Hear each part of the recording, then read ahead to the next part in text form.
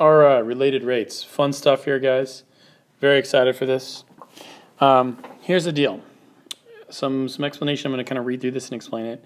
Since the derivative is really just the slope or an instantaneous rate of a function, we can use this principle to calculate other rates related to a known rate. Okay? So remember when we took the derivative implicitly of a function, we said y equals x squared, therefore dy equals 2x times dx. And dy represented our change in y, and dx represented our change in x. Well, now what we're doing is we're taking the derivative with respect to time. What that means is we want a rate of change of x with respect to a change in time. So our change in one variable, like dx, is written as a ratio over our change in time, which we're going to use dt to represent our change in time. Therefore, the same derivative with respect to time would be written as dy over dt, because it's a change in y over a change in t, equals 2x times the change in x over the change in time. So now our dx dt variable can represent an actual rate. Say x represented feet and t represented seconds, then dx dt would represent our change in feet per our change in seconds. For example, dx dt could equal 15 feet per second. This is why related rate problems are always done with implicit differentiation. Okay. So here's some basic steps for how to do related rate problems. Almost always you're going to want to draw a picture first. Then figure out that there's going to be some basic equation that represents the situation, sometimes Pythagorean theorem or area or volume or something like that. Figure out what that theorem is, write it.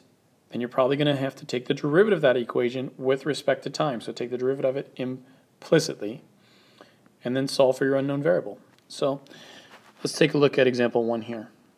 We'll leave these step-by-step directions up here.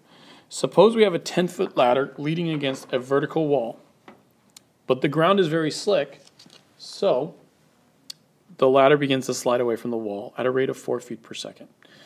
Let's stop and let's just kind of draw this real quick. Here's my wall, here's the ground, here's my ladder. It's a great ladder, right? I'm an artist. Okay. The ladder we know is 10 feet. That's a constant. The size of the ladder is not changing, but what is changing is the height along this wall and the distance from the wall here.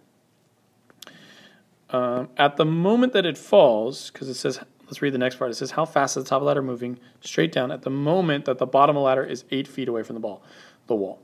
So at the moment that it starts to fall, or the moment that it's 8 feet away, we could say this is 8. And this then, we can use Pythagorean theorem real quick. This is actually Pythagorean triple. We'd say this is 6.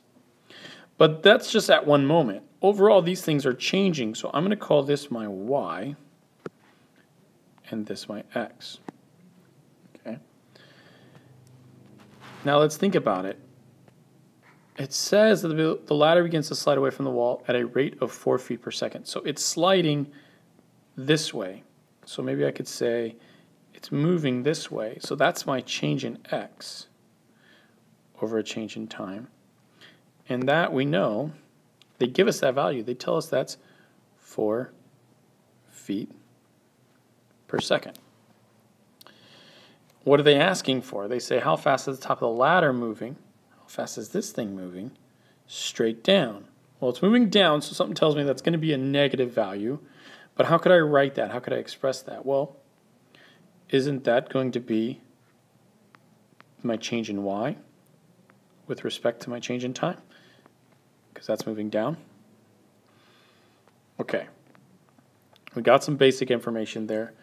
I know that's kind of a lot, but all I did is draw a picture, put everything that I knew out there. Now, I got to figure out if there's some relationship between these three values or these three things. Well, if this is a right triangle, then I can use Pythagorean theorem.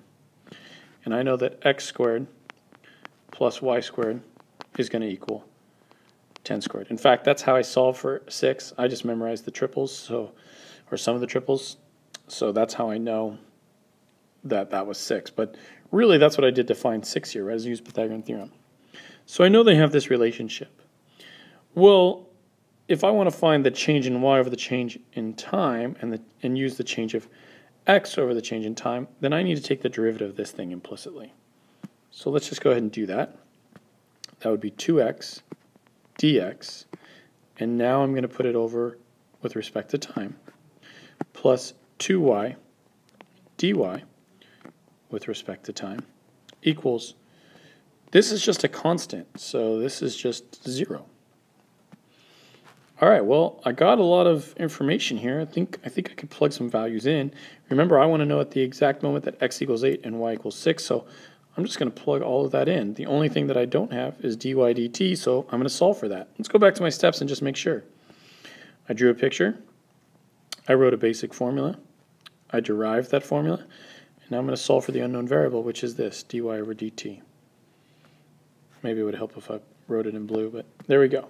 So let's just do that. Let's plug in what we know. I know that it's 2. I know that my x value is, I'm worried about when my x value is 8. I know that my dx dt, they told me, it's moving. My change in x is a constant 4 feet per second.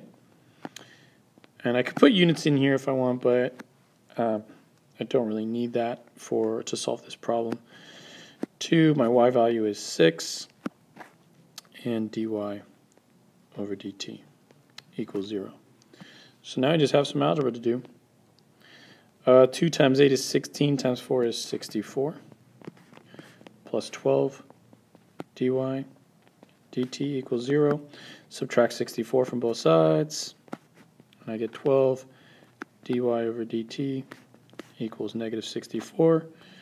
Divide by 12, divide by 12, and I got dy over dt equals, what's 64 divided by 12? 5 1/3. So that'd be negative 5.3 repeating. And there's my change in y over my change in time. Okay, I know there's a lot there, a lot going on, and I think one of the things that students get confused about the most is like just throwing in this dt all of a sudden. But remember, when we're talking about rates with respect to time, now when we do the derivative, we're just adding a dt at the bottom. That's really all it is, because we're talking about a rate given time, right? We're not just talking about a change in y compared to a change in x. We're talking about a change in y compared to a change in time. All right, let's go to the next question. All right, it says a rock is dropped in a large pool of water, and a ripple in the water is created moving away from the point where the rock was dropped. All right. That's going to make some type of circle. Not really good at drawing here, but that's okay. I know that my ripple could be represented by this circle. At the moment, the radius of the circle is, the circular ripple is 3 centimeters. So it's moving out, but at this moment, it's 3 centimeters. And the ripple is moving away at a rate of 1 centimeter per second. Okay, so my radius is 3. But it's moving away from the center at 1 centimeter per second. So that's my change in the radius over my change in time. That's 1 centimeter per second. I know some of the difficulty here might just be knowing like where you're going to plug everything in. You just kind of think about what it is that they're saying here. They're saying that it's moving away from the center at a rate of 1 centimeter per second. Well, that represents the change in the radius. Question is simply, at what rate is the area of the circular ripple changing at that precise moment? So they want the rate of change of the area. Well, the rate of change of the area we could express as dA over dt. So to figure out what that is, we first have to figure out we have to have some equation for the area. Well, that's not that bad, because we know that the area of a circle equals pi r squared. And this is actually very easy to differentiate with respect to time. We would get dA over dt equals 2 pi r. And then remember, we're doing this implicitly, so we have to add in the dr over dt. Okay, well, we have all these values. We have our r, we have our dr dt. We just plug it in and figure out what dA over dt is. So let's go ahead and do that. 2 times pi. My radius, they said, was 3. And my dr over dt, they said, was 1. And we could put in our units again. Not that crucial, because basically I have units here and I have units here. So I end up with 2 times 3 is 6 pi. And then that would be centimeters squared over a second. I mean, the units are important, but it's kind of implied. The units are going to be implied by whatever it is they're asking us for. Like if they're asking us for area, then we must be talking about square centimeters, right? So that's it. That's our answer. The dA dt, the change in the area over the change in time, is 6 pi centimeters squared per second. All there is to it. All right. Last one is a practice. I want you guys to try it on your own. I will give you a little bit of information here. I'm giving you the formula for the volume of a cone because you're going to need that. And it'd probably be a good idea to draw a cone. So I'm going to draw this cone here. Okay. And there's a little typo in this. Here where it says base, I really meant height. So cross that out and put height. All right. I want you to give it a try, see what you could come up with, try and add some information to your drawing and just kind of see where you go. If you get stuck, that's okay. I'm going to work it out in a second, but I really want you to just give it a try first. So go ahead and do that and then unpause it when you're ready.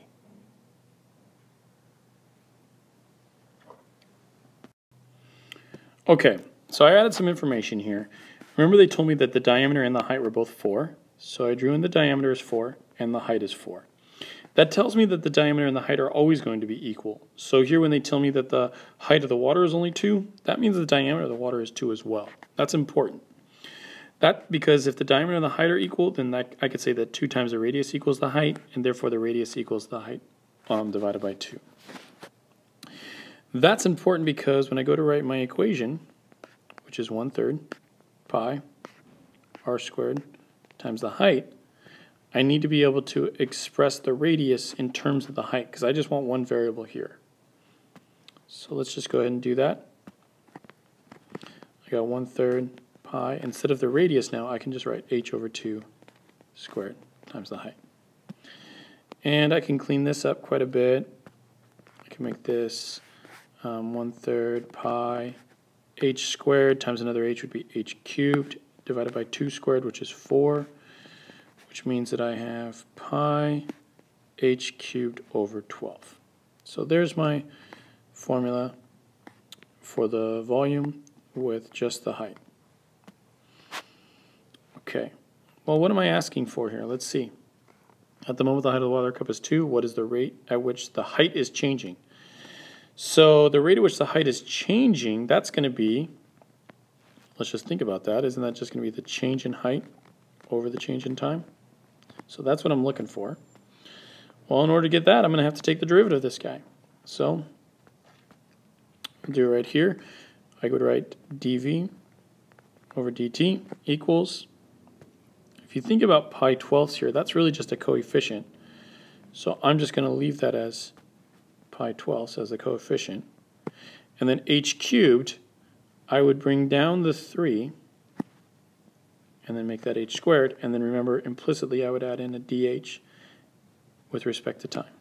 Okay, this can be cleaned up quite a bit.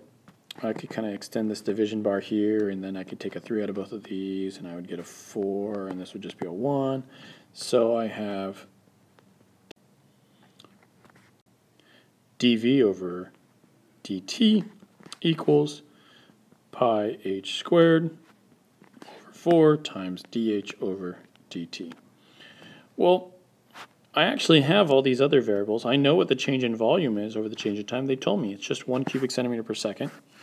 I know that the height at this moment is 2, so I just need to solve for dh over dt. No problem. Let's just plug it in and go. dv over dt, that's 1. The height is 2. And that's being multiplied by the change in height over the change in time. So these guys kind of cancel out. This is really just saying like pi times dh over dt. Divide both sides by pi, divide by pi. I have 1 over pi equals dh over dt. The change in height, that's a linear direction, so that's just going to be singular units. So I could say this equals 1 over pi centimeters per second. All right, I hope that wasn't too crazy, too confusing. Look back over it if you need to, but that's how we do some related rate problems. See you guys on the next video.